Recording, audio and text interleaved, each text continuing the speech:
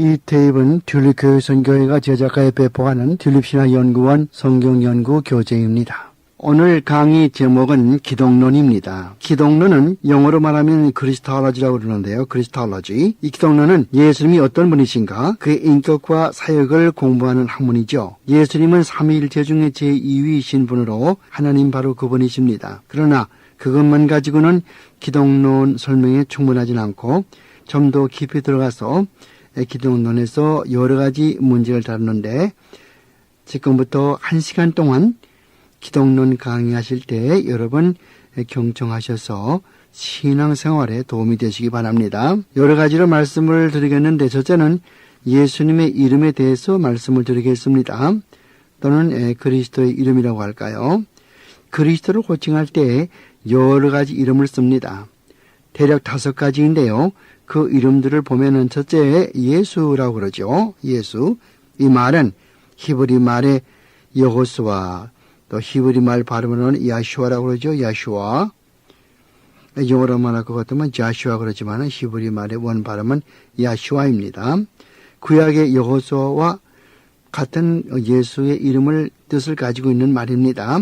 그래서 하나님이 구원하신다 그런 뜻이에요. 또 야훼라고 하기도 하죠. 다음에 두 번째는 그리스도라는 이름이 있습니다. 그리스도. 구약 성경에서 메시아라는 말을 헬라어로 번역하면은 그리스도가 되는데 기름 부음 받은 자라는 뜻입니다.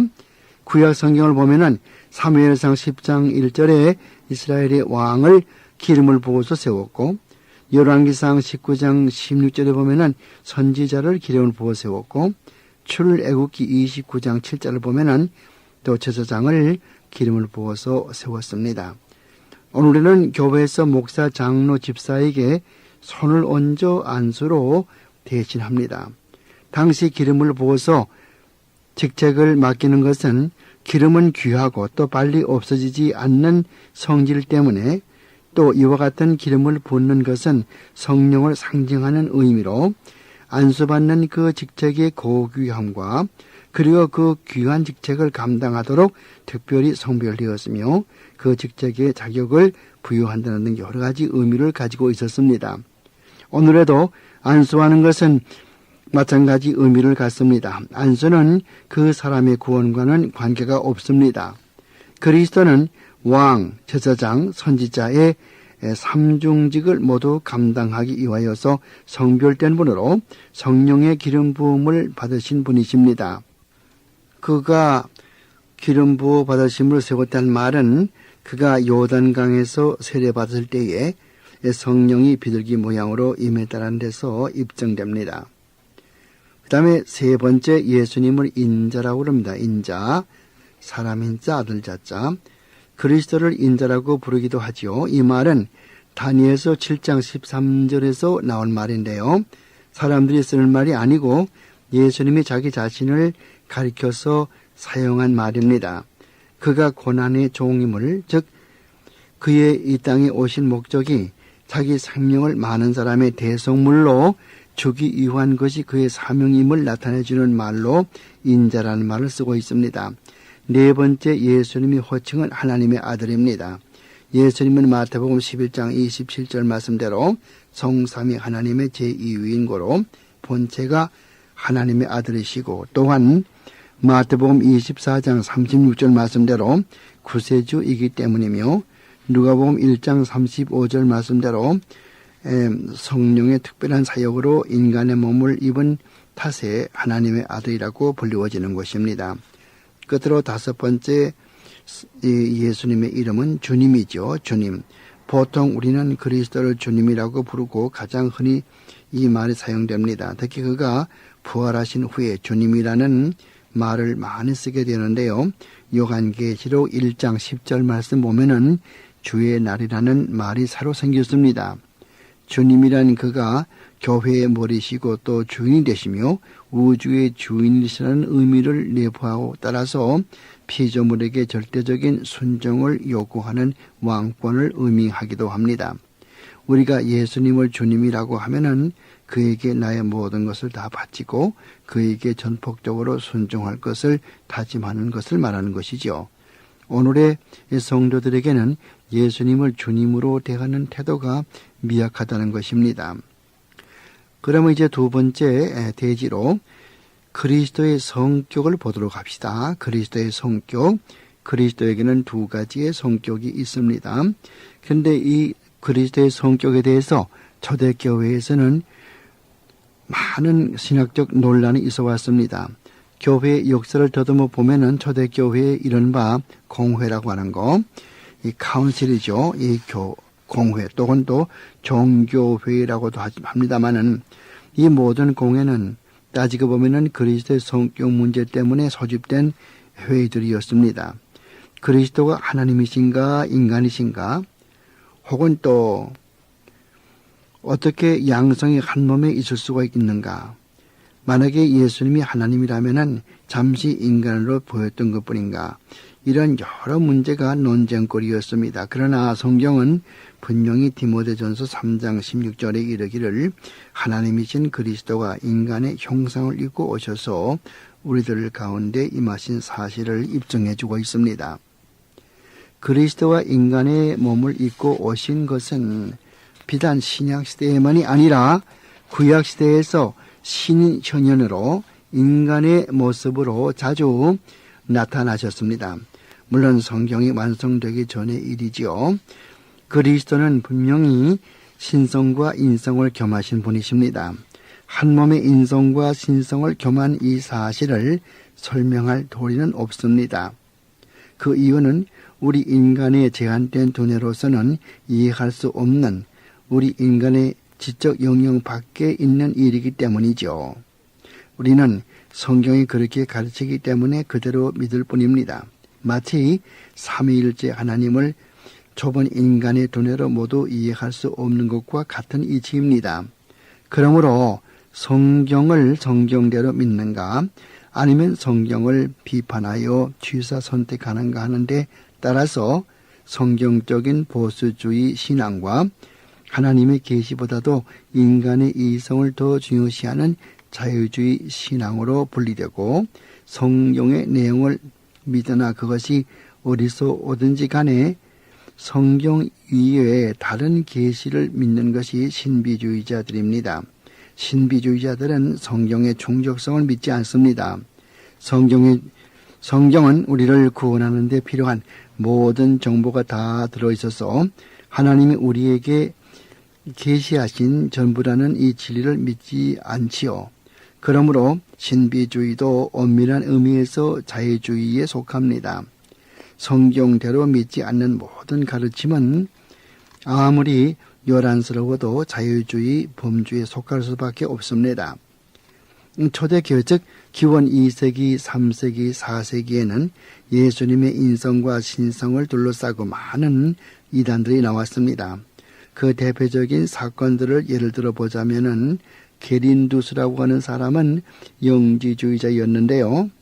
예수님은 인간이고 그리스도는 하나님인데 예수님이 요단강에서 세례받을 때에 그리스도가 잠시 임했다가 예수님이 사역을 다 마치시고 십자가에서 운명하실 때 그 그리스도가 예수님으로부터 떠났으며 운용한 것은 인간 예수뿐이었다, 이렇게 주장했고요. 아폴리나리우스라고 하는 사람은 예수님은 하나님이지 사람이 아니다라고 말했고, 아리우스라고 하는 사람은 예수님은 완전한 하나님이 아니고 피조물 중에서 맨 먼저 지음받은 분이라고 말했습니다. 지금의 여호와의 증인과 똑같은 주장이죠. 따지고 보면은 오늘의 이단들은 모두 다 새로 나온 것이 아니고 이전에 있던 이단들이 이 마지막 때에 다시 출현하여 교회를 어지럽히고 있는 것입니다. 그 다음 네스토리우스라고 하는 사람은 그리스도 안에는 두 예수님이 계시는데 인성을 가진 예수와 신성을 가진 예수님이라고 하여 두 성격의 통일성을 부인하는 이단을 저질렀습니다. 또 에비우스라고 하는 사람도 있습니다. 에비우스를 중심으로 한 에비온 학파는 예수님의 신성을 부인했습니다. 또 유데케스라고 하는 사람은 예수님의 인성은 신성에 흡수되었으므로 신성과 인성을 구별할 수 없고 한 성격만 그리스도가 지니고 있다고 그렇게 이단적으로 가르쳤습니다. 그러면 성경적인 가르침은 과연 무엇일까요? 성경은 뭐라고 가르칩니까? 성경은 예수님이 신성과 인성을 지니고 있음을 분명히 가르쳐 줍니다.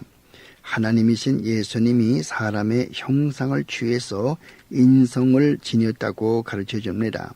예수님은 성삼위 하나님의 제2위이시므로 창세전부터 선제하시는 바로 하나님 그분으로 신성을 갖고 계시고 또 갈라디아서 4장 4절 말씀대로 때가 참에 하나님이 여인에게서 그를 인간의 몸을 입고 오게 하셔서 성육신이 되신 분이십니다. 그는 우리와 똑같은 성정을 가지고 있지만은 죄는 없으신 분이지요.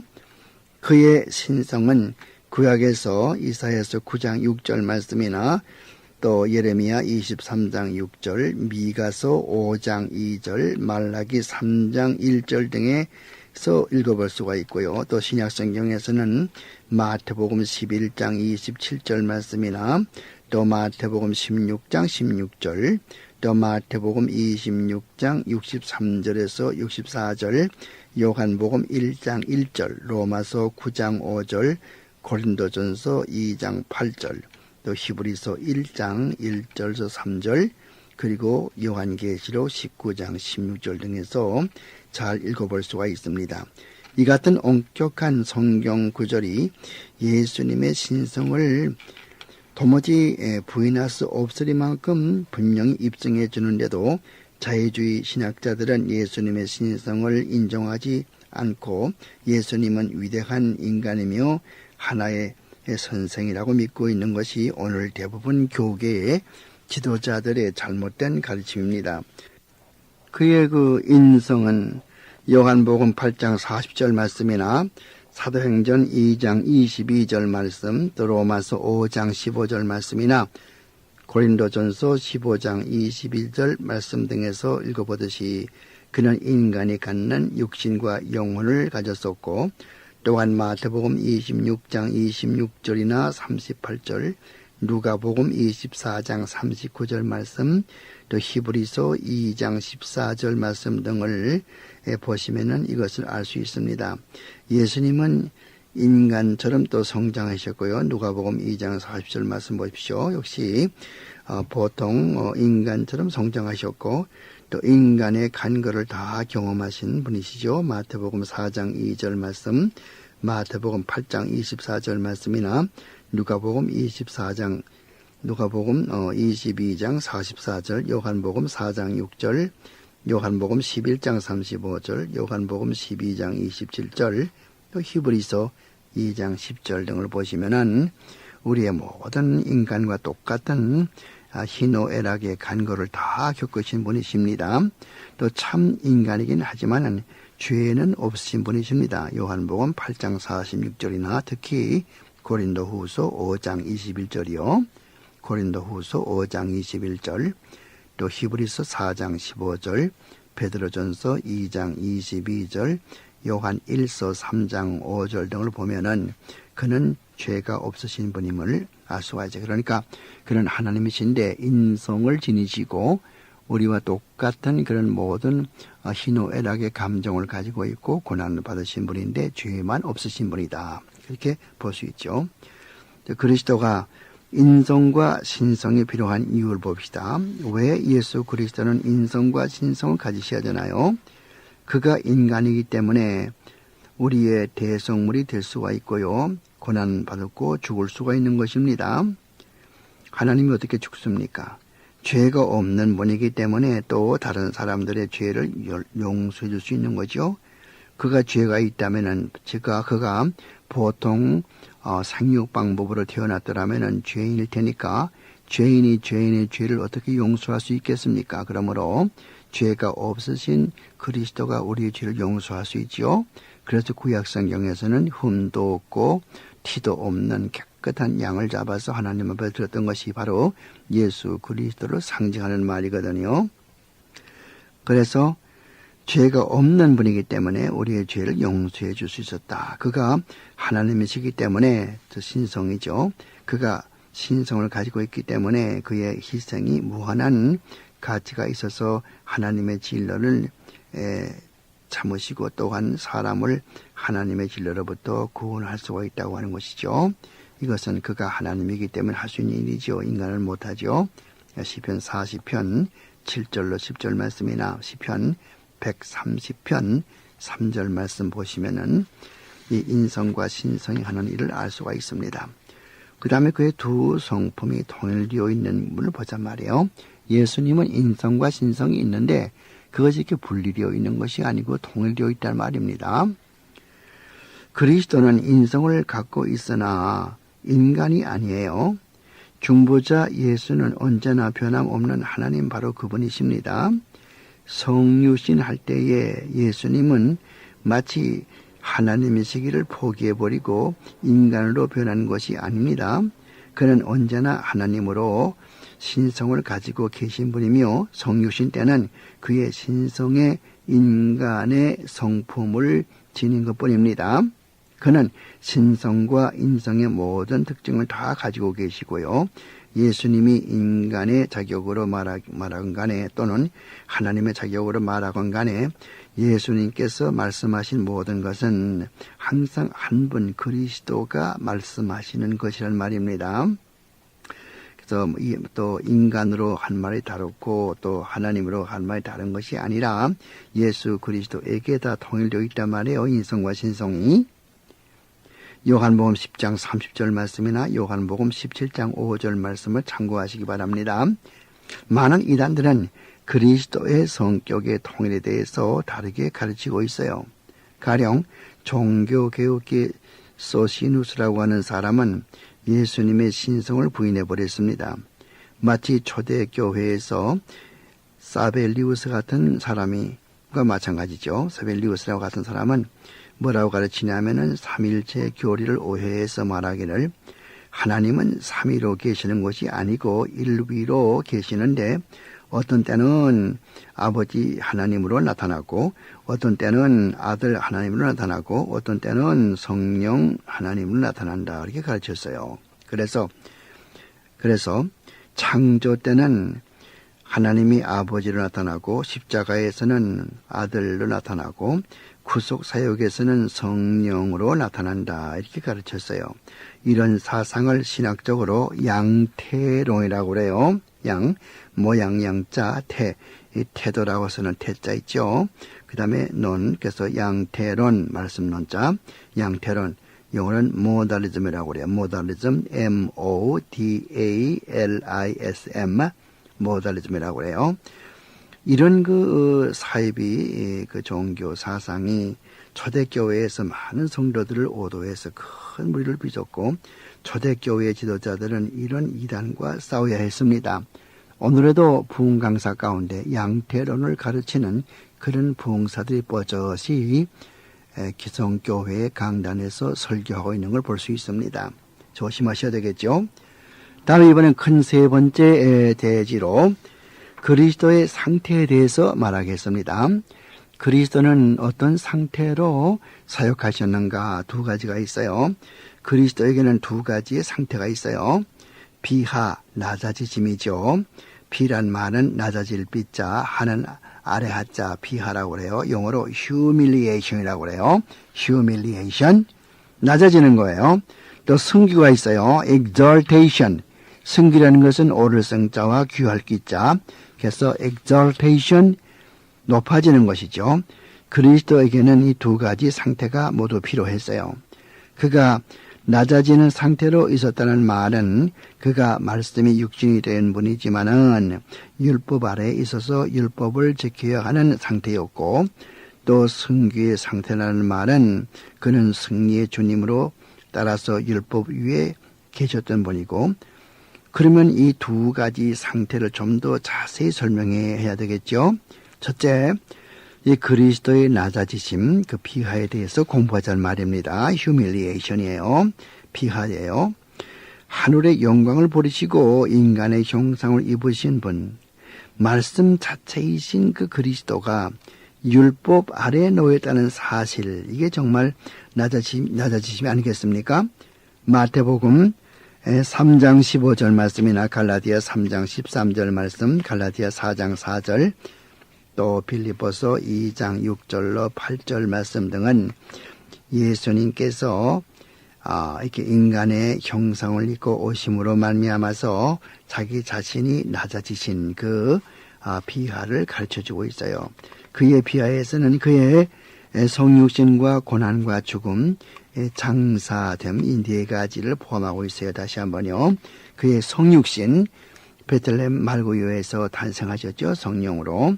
그 탄생, 그 다음에 고난, 일생 동안 고난 받으신 거, 그 다음에 또 죽으신 거, 그 다음에 또 장사된 거, 이 네 가지가 다 예수님의 비하의 그런 카테고리에 들어가는 그런 상태인 것입니다. 그럼 좀 더 자세히 보도록 하죠. 첫째는 예수님의 그 성육신을 보자 말입니다. 예수님의 성육신, 성육신도 그리스도의 비하 상태에서 행하신 일인데요. 요한복음 1장 14절 말씀이나 요한 1서 4장 2절, 이사야 7장 14절, 마태 1장 20절, 누가복음 1장 34절 등에 언급한 대로 그는 동정녀의 몸에서 탄생했어요. 이것이 바로 비하입니다. 동정녀 몸에서 인간의 몸을 입고 탄생했다는 것이거든요. 다음에 두 번째는 그리스도의 고난, 이것도 예수님의 낮아지심입니다. 예수님의 고난은 비단 십자가에 국한되지 않고 그의 전 생애가 바로 고난의 생애였습니다.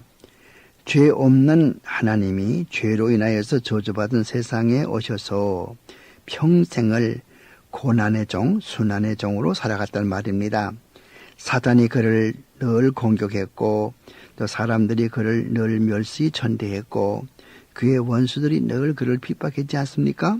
그의 영혼의 고통은 또 그의 육신의 고통보다 훨씬 더했습니다. 사단에게 시험을 받으시고 악한 사람으로부터 늘 둘러싸인 가운데서 고난받으시며 하나님의 백성의 죄를 혼자 단독으로 짊어지는 그 고통이 얼마나 컸겠습니까? 다음에 세 번째, 예수님의 낮아지심, 세 번째는 그리스도의 죽음이죠.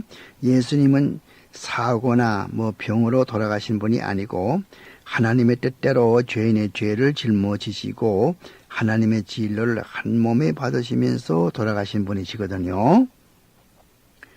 그래서 로마 제국의 사형법에 따라서 십자가에 돌아가심으로 인하여서 그는 저주받은 죽음을 죽으신 것입니다.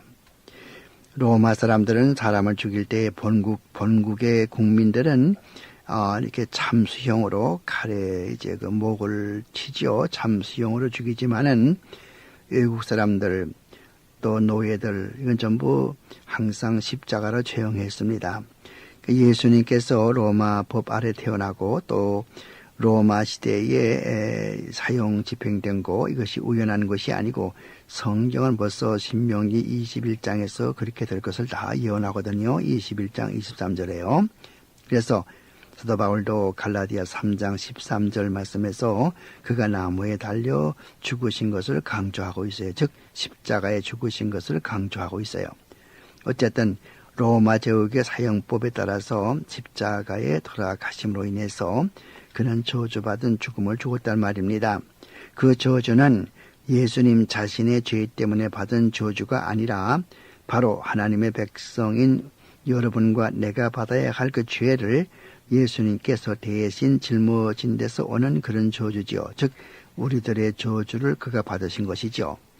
여호와께서는 우리 무리의 죄를 그에게 담당시키셨다라고 이사야서 53장 6절에 말하지 않습니까? 또 신명기 21장 23절에 보면은 조금 전에 말씀드린 대로 나무에 달린 자마다 저주를 받은 자인데 갈라디아 3장 13절 말씀 보면은 바울은 예수님은 나무에 달려서 저주를 받아 무리의 저주를 받아 돌아가셨다고 갈라디아 3장 13절에 바울이 쓰고 있지 않습니까? 그 다음에 네 번째 예수님의 낮아지심은 예수님의 장사됨입니다. 죽음은 그리스도의 고난의 마지막 단계가 결코 아닙니다. 예수님께서 십자가에 돌아가셨다고 해서 그의 고난이 끝난 것이 아니에요. 그의 낮아지심이 끝난 것이 아니에요. 인간이 흙으로 돌아가는 것은 죄 때문입니다. 창세기 3장 19절이나 시편 16편 10절, 사도행전 2장 27절 31절, 또 사도행전 13장 34절 등이 그렇게 가르치고 있어요. 그래서 그의 장사됨은 그의 피와 상태, 즉 그의 낮아지심에 속하는 그런 행위이죠. 또 예수님께서 장사되는 것도 예수님의 낮아지심의 일부인 것입니다. 그 다음에 끝으로 예수님의 낮아지심의 5번째 종목을 보자 말입니다. 사도신경에 보면은 He descended into hell. 그는 지옥에 내려갔다라는 그런 말이 나와요. 영문 사도신경 보면 말이죠. 지옥에 내려갔다는 말이 아니라 겟세마네 동산에서 그 고통, 또 십자가의 고통이 마치 지옥의 형벌과 맞먹는 그런 아주 심한 고통이란 점에서 상징적으로 이렇게 사용한 표현이요. 예수님께서 실제로 지옥에 내려간 것이 아닙니다. 물론 천주교에서는 예수님이 십자가에 돌아가시고 그 다음에 부활하시는 그 어간에 림부스 파트룸이라고 해가지고 림부스 파트룸 Limbus 림부스란 말은 라틴 말로 place 장소란 뜻이에요. 장소.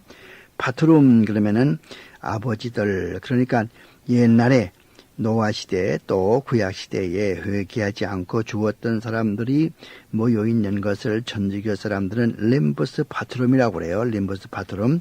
그래서 천주교가 주장하는 것은 예수님께서 죽으시고 부활하시기 그 어간에는 림부스 파트룸에 내려가셔서 구약시대의 성도들이 갇혀 있는 곳에 가서 그들을 모두 속방시켜 주었다, 그렇게 가르치고 있고, 또 루터파에서는 예수님이 지옥에 내려가서 어둠의 권세를 이기고 승리한 자기 자신의 승리를 자축했다고 가르치지만은 성경은 뭐라고 가르칩니까?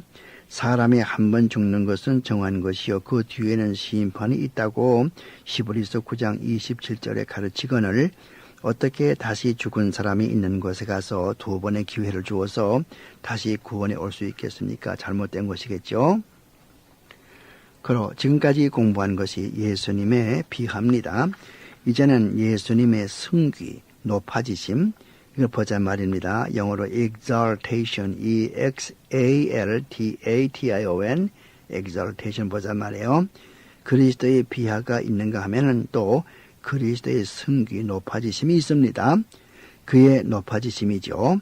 그리스도는 낮아지는 상태에서 율법 아래서 순환의 종으로 사역했으나 이제 사역을 다 마치고 난 다음에는 율법 위에 군임하게 되고 승귀 상태에 올라가게 됩니다. 다음과 같은 네 가지 그 면에서 예수님의 승귀 상태를 설명할 수가 있습니다. 첫째는 부활이죠. 예수님이 단지 죽음에서 살아났다는 객관적인 사실만이 아니라 예수님의 인성과 육신과 또 영혼이 같이 본래의 모습으로 되살아나서 보다 높아졌다는 것입니다. 다시 한번 말씀드리겠습니다. 예수님이 부활했다고 하는 사실은 예수님이 단지 죽음에서 살아났다는 그런 객관적인 사실만이 아니고 예수님의 인성과 육신과 영혼이 같이 본래의 모습으로 되살아나서 보다 높아지게 되었다는 것이에요. 그러니까 그는 육신적으로 부활했습니다. 그의 부활한 몸은 신령한 몸이죠. 이 말은 여호와의 증인이 주장하는 것처럼 예수님은 육신적으로 부활한 것이 아니고 영혼만 부활했다, 그런 말이 아니고 영의 몸이란 신령한 몸으로 다시 죽음이 없고 썩지도 아니하는 그런 몸을 말하는 것입니다. 고린도전서 15장 35절 이하를 읽어보시면은 우리가 이 다음에 부활할 때 어떤 몸으로 부활하는가 그걸 알 수 있어요. 예수님께서도 그런 썩지 아니할 몸, 또 영원히 살 수 있는 몸, 죽음이 없는 그런 몸으로 부활했다고 하는 것입니다. 그리스도는 육적으로 부활하여 잠자는 자의 첫 열매가 되셨죠. 고린도전서 15장 20절 보세요. 그리스도의 부활은 적어도 세 가지 면에서 깊은 의미가 있습니다. 첫째는 그리스도가 모든 율법의 요구사항을 다 완전히 지켰다고 충족시켰다고 하는 그 하나님의 선언이 되는 것이고, 빌립보 2장 9절대로. 또 두 번째 의의는 성도들의 칭의나 중생이나 그리고 그 부활을 다 상징해 준다는 것이요. 로마서 4장 25절이나 로마서 5장 10절, 에베소 1장 20절, 빌립보 3장 10절 등에서 이야기하는 것처럼 성도들의 칭의, 중생 그리고 그 부활을 다 상징해 주는 것입니다. 그렇기 때문에 우리는 뭐라고 가르칩니까? 그리스도의 의에 대하여 우리가 살고 또 그리스도의 죽음에 대하여 우리가 죽는다, 그렇게 말하지 않습니까? 그러므로 이제는 우리는 그리스도와 더불어 살아가는 것이죠. 그 다음은 승천을 보겠습니다. 예수님의 높아지신 가운데 먼저 보는 부활을 보았고, 두 번째 승천을 봅니다. 물론 승천은 부활의 연속으로 마지막 귀착지이지만은, 그러나 그 나름대로 또 승천도 신학적인 의의를 가집니다. 승천이란 주님께서 지구에서 하늘로 그의 주거를 옮긴 일이고, 또한 그의 인성이 영광을 받은 일 등을 볼 수 있는데요. 물론 다른 교파는 또 다르게 가르칩니다마는, 가령 루터교는 가르치기를 예수님의 승천은 그가 인성을 버리고 영원한 신성을 유지하며 영원히 무소부재의 경지에 들어가게 되었다고 가르칩니다. 그러나 예수님은 영원 전부터 신성을 지니고 계시는 하나님의 제2위 바로 그분이시기 때문에 다시 또 신성을 입을 필요가 있는가 하는 그런 질문에는 대답을 못합니다. 그 다음 승천의 신학적인 의의를 본다면은, 첫째는 우리의 대제사장으로서 그리스도는 그의 승천 시에 성부에게 그의 희생의 공로를 바치며 보좌에 앉으셔서 성도들을 위해서 간구하기 시작한 것이죠. 로마서 8장 34절이나 히브리서 6장 20절, 또 히브리서 9장 24절 등이 그렇게 가르치고 있고요. 다음 두 번째 의의는 그는 또한 승천하여 우리를 위해서 처소를 예비하시는 것입니다. 요한복음 14장 1절로 3절 보면은 내가 가서 너에 있을 것을 예비한다는 말 있지 않습니까? 그러므로 성도는 그의 승천으로 인하여서 우리가 거할 처소가 예비된 것이라고 에베소 2장 6절, 요한복음 17장 24절이 말하고 있습니다. 그 다음 예수님의 높아지심의 세 번째는 보좌에 앉으심입니다. 승천하신 예수님은 하나님의 오른편 보좌에 앉으셨습니다. 에베소 1장 20절, 히브리 10장 12절, 베드로전서 3장 22절 등에 그렇게 나와 있죠. 오른편이란 말은 문자 그대로 해석하기보다는 권세와 영광을 상징하는 말로 해석함이 옳습니다. 보좌에 앉아서 세상을 통치하며, 즉 영광 가운데 계시면서 권위로 보좌에 앉아서 세상을 통치하며 그의 백성을 위해서 간구한다는 뜻이죠. 마지막으로 예수님의 이 높아지심의 마지막 네 번째요. 재림이죠. 그의 승귀의 절정은 그의 영광 중의 재림입니다. 이 세상을 심판하기 위해서 그는 다시 오십니다. 산 자와 죽은 자를 심판하시오 오십니다. 사도행전 1장 11절, 요한계시록 1장 7절이 그렇게 가르치죠. 그가 재림할 때 심판주로 오신다는 사실을 입증하는 성경 구절은 요한복음 5장 22절 27절, 사도행전 10장 42절, 로마서 2장 16절, 고린도후서 5장 10절, 디모데후서 4장 1절 등입니다. 예수님께서 오실 때는 구원이 완성되는 날이며 세상 종말 날입니다.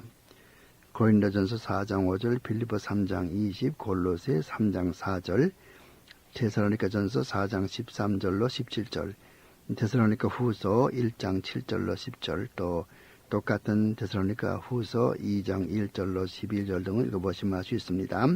그 다음에 큰 네 번째로 그리스도의 사역에 대해서 알아보겠습니다. 지금까지 말씀드린 것은 예수님의 저 그리스도의 인격에 대해서 말씀을 드렸어요. 지금부터는 그리스도의 사역, 우리가 기독론을 논할 때는 크게 두 가지 나누면은 두 가지로 예수님의 인격과 사역 그러는데, 지금까지 인격을 보았고 지금부터 사역을 봅니다. 지금까지 그리스도의 인격을 보았는데요. 지금부터 그리스도의 사역을 보도록 하지요. 그리스도는 세 가지의 직분을 담당하십니다. 그 세 가지 직분이라는 것이 무엇일까요? 선지자, 그다음에 제사장, 왕, 이 세 가지 직분이에요. 이와 같은 직분은 차원이 다르긴 하지만은 우리 성도들도 이런 세 가지 직분을 가지고 있습니다. 첫째, 그러면 예수님의 선지자 직분을 보겠습니다. 구약에 보면은 선지자가 올 것을 예언한 적이 신명기 18장 15절에 있어요. 예수님은 죄인을 구속하기 위해서 이 땅에 오셨지만은 또 하나님의 말씀도 전하기 위해서 오셨거든요. 그래서 예수님은 자기 자신을 선지자라고도 누가복음 13장 33절에 말했고, 또한 예수님이 전하는 말씀이 하나님 아버지에게서 온다고도 요한복음 8장 26절로 28절에 말하고 있고, 예수님은 미래를 예언했지요. 마태복음 24장 3절로 35절 다 잘하는 말씀 아닙니까? 말세 징조장 마태복음 24장 앞으로 될 것을 말씀을 드렸어요. 그러므로 사람들은 그를 선지자라고 인정했습니다. 마태복음 21장 11절이나 누가복음 7장 16절을 보면은 그렇게 말씀했습니다. 선지자라는 어떤 사람인가? 선지자는 못하는 사람인가? 하나님으로부터 꿈이나 환상이나 말씀을 받아서 남에게 전하는 그런 직분을 말하는 것입니다. 그의 직분 중에 중요한 것은 율법을 백성들에게 풀어 설명하는 일이죠. 그리스도는 구약에서도 성육신하기 전에 말씀을 전했고, 또 신약에서도 이 땅에서 말씀을 전했고, 승천한 다음에도 성령으로 사도들을 통해서 계속 말씀을 전했습니다. 요한복음 14장 26절, 요한복음 16장 12절로 14절, 사도행전 1장 1절 등을 보십시오. 지금도 그는 성령으로 모든 신실한 주의 종들을 통해서 새로운 계시가 아닌 이미 주신 성경 말씀으로 역사하십니다. 오늘의 문제는 새로운 계시를 말하는 사람들의 숫자가 날로 증가하고 있어서 성경의 충족성을 믿지 않는 데 있습니다. 그 다음에 두 번째, 예수님의 사역 가운데 두 번째는 이 제사장의 직분이죠. 지금까지는 선지자, 지금은 또 이 제사장의 직분을 보겠습니다. 구약은 메시아가 영원한 제사장이 될 것을 시편 4절, 또 스가랴서 6장 13절, 이사야 53장 등에 말하고 있어요. 신약에서 그를 제사장이라고 호칭하는 책은 히브리서뿐입니다. 히브리서에서는 그리스도가 제사장인 것을 여러 번 강조하면서 반복하고 있습니다. 가령 히브리서 3장 1절, 4장 14절, 5장 5절, 6장 20절, 7장 26절, 8장 1절 등이죠. 그러나 다른 신약 성경에서도 그가 제사장 된 것을 암시하고 있음이 사실입니다. 마가복음 10장 45절, 요한복음 1장 29절, 로마서 3장 24절 25절, 고린도전서 5장 7절, 요한 1서 2장 2절, 베드로전서 2장 24절 등입니다. 선지자가 백성 앞에서 하나님을 대표하듯이 제사장은 하나님 앞에서 백성을 대표하는 직분입니다. 두 직분이 모두 가르치는 직분인데요. 선지자는 주로 도덕을 가르치고 제사장은 주로 의식법을 가르칩니다. 이 제사장은 하나님에게 가까이 갈 수 있으며 백성의 소원을 하나님께 아뢰 수가 있었습니다. 히브리서 5장 1절로 3절에 의하면 이 제사장은 하나님 앞에 백성의 죄를 고하며 희생의 제물을 바치고 백성을 위해서 기도한다고 했습니다. 또한 그리스도의 희생의 사역에 대해서 언급할 필요가 있습니다. 구약의 의식법은 그리스도의 모형입니다.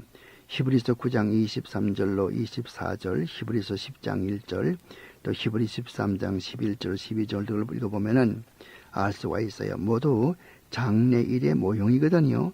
그래서 그리스도를 하나님의 어린 양이라고 요한복음 1장 29절에 부르고, 또 6월절이라고도 고린도전서 5장 7절에 부르고 있습니다. 신약 성경은 그리스도가 우리의 제사장인 것을 여러 군데에서 밝히고는 또 암시하고 있는데, 가령 마가복음 10장 45절, 요한복음 1장 29절, 로마서 3장 24, 25절 등에서 읽어볼 수가 있습니다. 물론 가장 분명히 그리고 또 가장 많이 등장하는 성경은 신약 성경에서 히브리서지요. 히브리서에는 유난히 예수 그리스도께서 제사장인 것을 강조하고 있습니다. 그 다음에 그리스도는 우리의 희생의 제물만이 아니라 우리를 위해서 기도하시는 분이십니다. 그는 승천 후에 하늘 보좌에 앉으셔서 우리를 위해서 늘 기도하십니다. 그는 우리를 위해서 기도하시는 중보자지요. 로마서 8장 24절 말씀이나 또 그 밖에 34절 말씀, 히브리서 7장 25절 말씀, 또 히브리서 9장 24절 말씀이나 또 그 밖에 요한 1서 2장 1절 등이 그렇게 가지고 있어요. 그의 중요한 기도 내용, 즉 중보기도겠죠. 이 중요한 기도 내용은 그의 희생의 근거를 두고 있는 것이에요. 그는 성부에게 그의 희생을 다 바치고 그의 백성을 보호하시며 그 다음에 성령을 통해서 그의 뜻을 펴나가시는 분이십니다. 그의 기도는 현재 믿고 있는 사람들과 또 지금 믿고 있지 않지만 앞으로 믿을 하나님의 택한 백성, 그 사람들을 위해서 기도하는 것입니다. 믿는 사람들, 믿지 않는 사람들, 하나님의 택한 백성이 아닌 사람을 위해서 기도하는 것은 아니죠. 그 다음에 세 번째, 예수 그리스도의 사역 가운데 세 번째 왕의 직분 보자 말입니다. 그리스도의 삼중직 가운데 세 번째가 왕의 직분인데요. 그의 왕권은 두 가지가 있어요. 성도, 즉 교회를 지배하는 영적인 왕권이 있고 세상을 지배하는 왕권이 있습니다. 우선 영적인 왕권을 보도록 하죠. 그리스도의 백성을 다스리는 권세를 말하는 것이에요. 영적이라고 하는 이유는 성도의 영적 유익을 위함이기 때문이며 또 성도의 마음의 생활에서 이루어지기 때문인데 영적인 목적, 즉 죄인의 구원을 목표로 하고 있습니다. 이를 행하시는 방법은 두 가지, 즉 말씀과 성령으로 행하시거든요. 이런 사역과 그 영역을 통틀어서 신약 성경에서는 하나님의 나라하고는 또 천국이라고 부르는 것입니다. 마태복음에는 네 군데에 하나님의 나라라고 말이 나오고 나머지는 모두 천국으로 표현하는데요. 그 이유는 유대인들이 하나님이라는 단어의 숭고함을 느껴 사용하기를 꺼려하기 때문에 보통 천국이라고 대신하고 있습니다. 다른 복음서에는 모두 하나님의 나라로 표기되고 있습니다. 하나님의 나라는 영적인 세계이며 복음 전파하여 구원을 이루는 일을 내포하는 것입니다. 예수를 믿으면 부자가 된다는 가르침은 거짓이며 오늘 번영신학을 가르치는 이들이 만들어낸 비성경적인 이단적 교리입니다. 천국에는 희생이 따르게 됩니다. 이 하나님의 나라의 시민은 진실로 거듭난 하나님의 자녀들이며 또한 무용교회의 회원 전부라고 할 수 있습니다. 이 세상에서의 하나님의 나라 천국은 희생이 반드시 따르게 되어 있죠.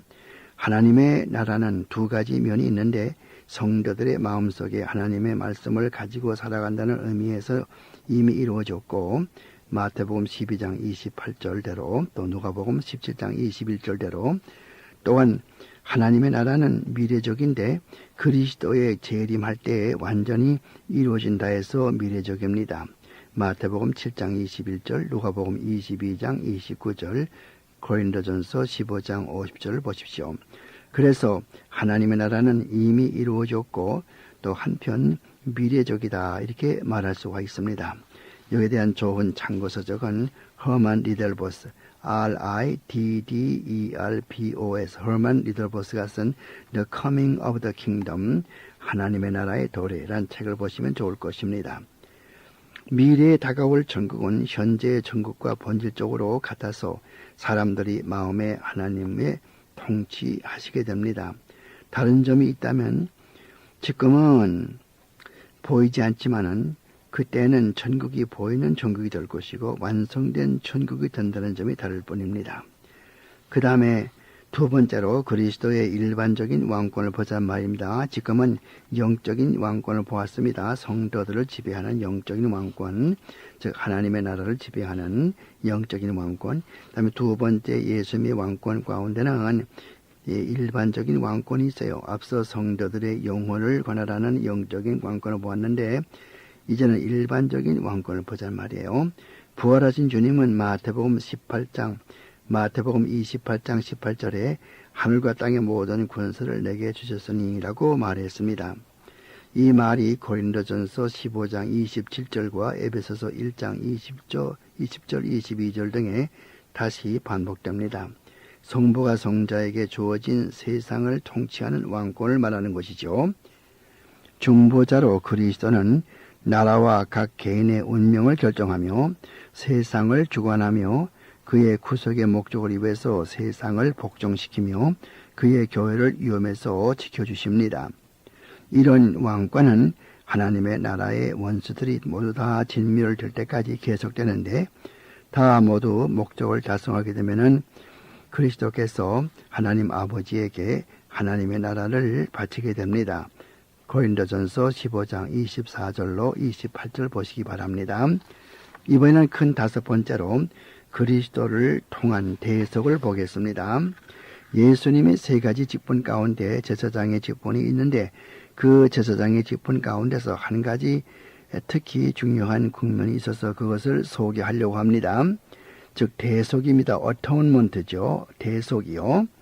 대속의 필요성을 보자 말이에요. 대속이 왜 필요한가? 대속의 개념이 어떻게 이루어진 것인가?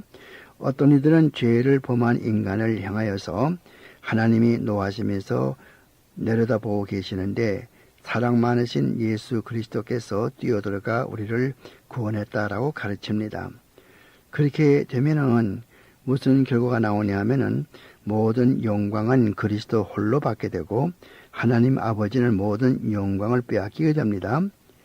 그러나 성경은 이사야서 53장 10절이나 누가복음 2장 14절, 에베소서 1장 6절로 9절에서 말하기를 하나님의 기쁘신 뜻대로 대속이 이루어졌다고 말하고 있습니다. 그러므로 대속은 하나님의 사랑과 공의에 기인한다고 할 수 있습니다. 하나님의 사랑으로 인하여서 죄인들에게 멸망으로부터 피할 길을 열어주었고 하나님의 공의로 인하여서 율법의 요구사항을 만족하도록 했다는 것이죠. 요한복음 3장 16절, 로마서 3장 24절로 26절.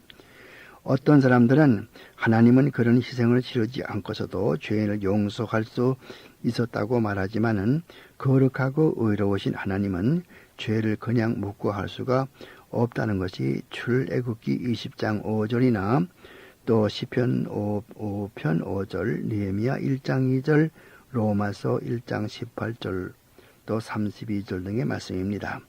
하나님은 죄를 지었으면 반드시 죽을 것이라고 창세기 3장 3절에 말하고 있습니다.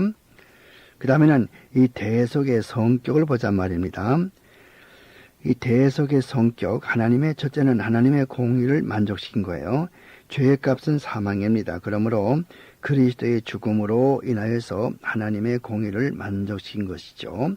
다음 두 번째 성격은 대신 죽으신 희생입니다. 그리스도는 하나님의 택한 백성들을 대신해서 그들의 죄를 짊어지시고 그들의 저주를 모두 혼자 짊어지시고 죽어주셨습니다. 그러므로 그의 죽으심은 그의 백성을 대신하여 죽으신 죽으심입니다. 사람이 남에게 잘못을 저질렀으면은 남에게 가해한 사람이 사죄하고 해야 되는 법인데 그게 상식이죠. 그러나 그리스도께서는 대속의 경우는 가해자인 인간에게 피해를 본 하나님이 먼저 나서서 화해를 정하는 특별한 경우이죠. 이것이 은혜입니다. 구약에서 의시법은 모두 이런 대신 죽으실 그리스도의 죽음을 상징적으로 예표로 말해주고 있었던 것입니다. 가령 레위기서 1장 4절, 레위기 4장 20절, 또 레위기 5장 10절, 16절, 레위기 6장 7절, 레위기 17장 11절 등을 읽어보서 보시면 알 수가 있습니다. 우리 무리의 죄를 하나님은 그리스도에게 담당시키셔서 대속의 죽으심을 해주신 것이죠. 다음 세 번째, 그리스도의 능동적 순종과 수동적 순종이 포함됩니다. 예수 그리스도가 율법의 모든 요구를 다 순종해서 그 다음에 이룩한 그 능동적 수동이 있고 또 고난을 마다하지 않고 순종한 수동적인 순종이 있습니다. 그렇다면은 이 그리스도의 능동적인 그 순종과 수동적인 순종을 엄격히 분리할 필요는 없지만은, 왜냐하면 그리스도가 율법을 지키는데도 수동적인 의미가 있었고, 또 그리스도가 고난을 받으시는데도 능동적인 순종이 있었기 때문이죠. 이사야서 53장 8절이나 또 갈라디아 3장 11절, 베드로전서 2장 14절 등이 그렇게 가르쳐주고 있습니다. 그러나 이 능동적인 순종과 수동적인 순종, 이것이 대속의 죽음에 큰 역할을 했다는 것이죠. 그러므로 우리는 예수님께서 순종을 통해서, 능동적인 순종을 통해서 율법을 지키시고 또 수동적인 순종을 통해서 고난을 참으신 것처럼 우리는 순종을 통해서 하나님 예수 그리스도를 왕으로 모시고 살아야 되겠습니다. 그 다음에 이제는 그 대속의 범위를 하고 마치겠습니다. 예수 그리스도의 대속의 죽음은 온 세상을 위한 것인가, 아니면은 하나님의 택함을 받은 백성들만 위한 것인가 하는 것이 문제가 되지요. 천주교나 또 루터파 그리고 아르메니안주의를 믿는 사람들은 모두 말하기를 그리스도의 대속의 죽음은 온 인류를 위한 것이라고 그렇게 가르치고 있어요. 정말 예수 그리스도의 죽음이 온 세상을 위한 죽음입니까? 물론 그들은 말하기를 요한일서 2장 2절에 보니까 그는 우리만이 아니고 온 세상을 위함이 아니뇨 이렇게 되어 있으니까 그렇게 생각하지만은 그것은 잘못된 생각입니다. 또 그들은 말하기를 그리스도는 십자가 위에서 구원의 길을 열어놓았는데 누구나 믿고 싶으면은 자기가 믿는 것이라고 가르쳐주고 있어요. 그러니까 이 말은 무슨 말인가 하면은 모든 사람이 다 구원받는다 그런 말이 아니라 모든 사람을 위하여서 구원의 길을 그리스도가 열어놓았을 뿐인데, 실제로 그리스도가 구원하고 또 구원을 완성하는 것이 아니고, 실제 구원받고 말고 하는 것은 그리스도에게 있는 것이 아니고 하나님께 있는 것이 아니고 인간의 손에 달려있다 이렇게 가르치는 거거든요. 그러니까 예수 그리스도께서는 십자가상에서 모든 만민이 다 누구든지 원하면은 구원을 받을 수 있도록 구원의 길을 예비하고 그냥 준비해 놓은 것뿐이고, 실제로 구원하는 것은 그리스도가 구원하는 것이 아니고 각자가 자기 선택에 따라서 구원받을 자는 구원받게 되고, 또 구원이 싫은 사람은 또 구원 안 받으면 되는 것이고, 이렇게 가르치는 것이 이 아르메니안주의자들의 생각이거든요. 이에 반해서 개혁주의 혹은 또 이 성경을 가르치는 성경적인 그런 신학은 어떤 것인가 하면은, 그리스도는 요한복음 17장 9절 말씀에서 아버지여 내가 비옵는 것은 온 세상을 위함이 아니요 아버지께서 내게 주신 자들을 위함이니라 이렇게 말씀하신 것처럼, 예수 그리스도가 죽으신 것은 온 세상을 위해 죽으신 것이 아니라 하나님 아버지께서 예수에게 주신 자, 즉 창세전부터 택함받은 자, 에베소서 1장 4절 보시면은 창세전에 그의 기쁘신 뜻대로 택함을 받아 그런 말이죠. 에베소 1장 4절에, 즉 에베소 1장 4절 말씀대로 창세전에 하나님의 택함을 받은 사람들만을 위해서 예수님께서 십자가에 죽었다고 그렇게 가르치는 것이 성경적인 가르침입니다. 또한 개혁주의적인 가르침이고요. 또한 그들의 구원의 길을 열어놓은 것뿐만이 아니라 구원을 실제로 완성하신 분이 바로 그리스도십니다. 여러분 그런 말씀을 읽어보지 않습니까? 맨 처음에 시작할 때 믿음의 주요 온전케 하시는 이는 예수를 바라보자 그랬거든요. 믿음의 주란 말이 무슨 말입니까? 그게 주란 말은 영어의 Lord 그런 말이 아니에요. 영어에서 이 무엇을 시작하신 분, 비기너 그 뜻입니다. 그래서 구원을 이니시에이터, 구원을 처음 시작한 그 뜻이에요. 그래서 구원을 시작하신 분이시며 또 구원을 완성케 하시는, 온전케 한다는 말은 완성한다 그 말이거든요. 그래서 구원을 시작하고 또 구원을 끝까지 책임지고 완성해 주시는 예수를 바라보자 그렇게 히브리서 기자가 이야기한단 말입니다. 그렇다면은 아르메니안주의자들이 이야기하는 것처럼 그냥 예수 그리스도께서 그런 구원의 길을 다 만들어 놨으니까 이제는 내가 뭐 구원받으려면 구원받고 싫으면 그만두고 그렇게 하는 것이 아니라 이 개혁주의 신학에서는 분명하게 예수 그리스도께서 하나님의 택한 백성의 모든 죄를 다 용서해 주시고 또 구원해 주시고 또 끝까지 구원해 주시고 이건 모두가 다 인간이 하는 것이 아니고 처음서부터 끝까지 하나님께서 하시는 것이다. 그렇게 가르쳐 주는 것이 그 성경적인 그 구속의 범위거든요. 대속의 범위이거든요. 그래서 모든 사람을 위해서 예수가 죽으셨다는 것은 그건 잘못된 가르침이에요. 어떻게 모든 사람을 위해서 다 죽을 수 있겠습니까? 그렇다면 이 세상에 뭐 양과 염소를 갈라놓고 구원받을 자와 구원받지 않을 자를 갈라놓고 그건 어떻게 해석할 것이며 또한 성경에서 분명히 말하기를 하나님의 택한 백성이 있다고 말하는데 또 로마서 8장 말씀에서도 하나님께서 불러주신 자를 또 의롭게 하신다고 그랬는데 분명히 하나님께서 효과적인 부름으로 불러주신 자가 있단 말입니다. 또 창세전에 택해 주신 자가 있단 말입니다.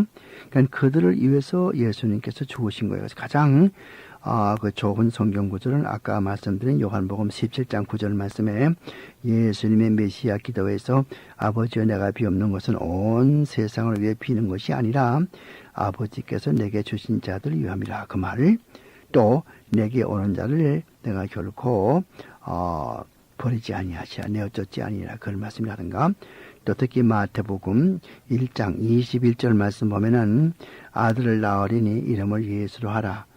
그가 자기 백성을 죄에서 구원하겠습니다. 그러니까 분명히 예수님에게는 자기 백성이 따로 있는 법이거든요. 온 세상 사람들을 하나님이 창조하셨기 때문에 물론 하나님은 일반적인 보편적인 은혜로 온 세상을 사랑하는 게 사실이에요. 이것은 일반적인 은혜 혹은 또 보편적인 은혜 이렇게 말을 해요. 그렇지만은 구원을 주는 은혜, 구원에 이르게 하는 은혜, 그것을 신학적인 말로는 특별 은혜라고 그러는데 그 특별 은혜는 하나님의 택한 백성에게만 주어진다는 사실을 우리가 또 분명히 알 필요가 있겠습니다. 이와 같은 사실은 누가복음 19장 10절 말씀이나 로마서 5장 10절 말씀, 또 고린도후서 5장 21절 말씀이나 갈라디아서 1장 4절, 또 에베소 1장 7절 말씀 등에서 볼 수가 있어요. 그리스도는 그의 목숨을 그의 백성을 위해서 내어주셨어요. 또한 그의 양을 위해서 버리셨어요. 요한복음 10장 11절이나 15절 말씀 보면은 목자는 양을 위해서 자기의 목숨 버린다고 그러지 않습니까? 여기에 양은 물론 이제 상징적인 숫자, 상징적인 말로 이렇게 은유적인 방법으로 쓰고 있어요. 여러분 성경을 읽으실 때는 이와 같이 은유적인 방법으로, 암유적인 방법으로 그렇게 쓰는 것이 많이 있어요. 가령 시편 18편 말씀 보면은 시편 18편 여호와는 산성이시오 바위시오 또 방패시오 바위시오. 어떻게 여호와 하나님이 방패이고 여호와 하나님이 산성이고 여호와 하나님이 무슨 바위입니까? 아니잖아요. 이것은 그런 바위나 산성이나 방패 이런 것들이 가지고 있는 속성을 나타내주는 그런 문학적인 수식 방법이거든요. 또 우리가 요한복음 1장 29절 말씀 보면은 보라 세상 죄를 지고 가는 하나님의 어린 양이로다. 예수님이 양입니까? 예수님이 양이 아니죠. 그렇지만은 왜 양이라고 했을까요? 양이 가지고 있는 속성, 즉 유월절에 양을 잡아 드림으로 말미암아서 백성의 죄를 용서함 받는 그 양이죠. 그 속죄의 양이죠. 그러니까 속죄의 양의 성격을 모방해서 예수님께서 마치 그 속죄의 양처럼 가는 그 세상 죄를 지고 가는 어린 양을 보라 이렇게 말했거든요. 거기도 마찬가지예요. 세상 죄를 지고 가는 어린 양을 보라 그러죠. 세상 죄니까 온 세상의 죄를 다 지고 가는 것 같지만은 여기에 세상이란 말은 요한복음, 요한 1서죠. 요한 1서 2장 2절처럼, 그가 죽으신 것은 우리만이 아니라 온 세상을 위함이다 하는 그 마찬가지로 그 성경 구절을 해석할 때와 마찬가지로 온 지구상에 있는 어떤 나라 백성이건 또 어떤, 무슨 신분이건 뭡니까, 직업을 가졌건 관계없이 이 뜻이거든요. 차별이 없이 그 뜻이거든요. 이것이 뭐 온 백성을 다 구원한다는 말이 아니라 온 나라의 구별이 없이, 직업의 구별이 없이, 성별의 구별이 없이 그렇게 구원한다 그 말이거든요. 그래서 예수님께서 또 성경 말씀에서 읽다 보면은 모든 사람을 위해 죽으셨다 혹은 또 온 나라를 위해 죽으셨다 이런 말씀이 나오게 되면은 그렇게 해석할 것입니다. 이것을 절대로 뭐 정말 모든 세상에 있는 모든 사람을 다 위해 죽으셨다 그렇게 해석할 것이 아니고 어떤 사람이건 어떤 민족이건 차별이 없이 돌아가셨다 그렇게 해석해야 되는 것입니다. 자, 그래서 이제 이렇게 해서 기독론을 마치겠습니다. 오늘은 이 조직신학에서 기독론에 대해서 오랫동안 말씀을 드렸습니다. 아무쪼록 예수님의 그 이름 또 예수님의 그 이 성격, 인성과 신성이 있다고 하는 거, 또 예수님의 사역, 제사장의 직분, 또 선지자의 직분, 왕의 직분, 또 예수님의 그 대속의 직분, 그 대속 가운데서도 그 대속의 범위, 예수님께서 죽으신 것이 온 세상을 위해 죽으셨나 아니면은 하나님의 택한 백성만 위하여 죽으셨나 그런 문제 공부했고요. 또 예수의 왕권에서도 영적인 왕권, 예수 믿는 성도들의 영적인 유익을 다스리는 영적 왕권이 있고 온 세상을 다스리는 또는 일반적인 왕권이 있다. 이것들을 공부를 했고 그래서 이렇게 공부했으면 많이 공부하는 것입니다.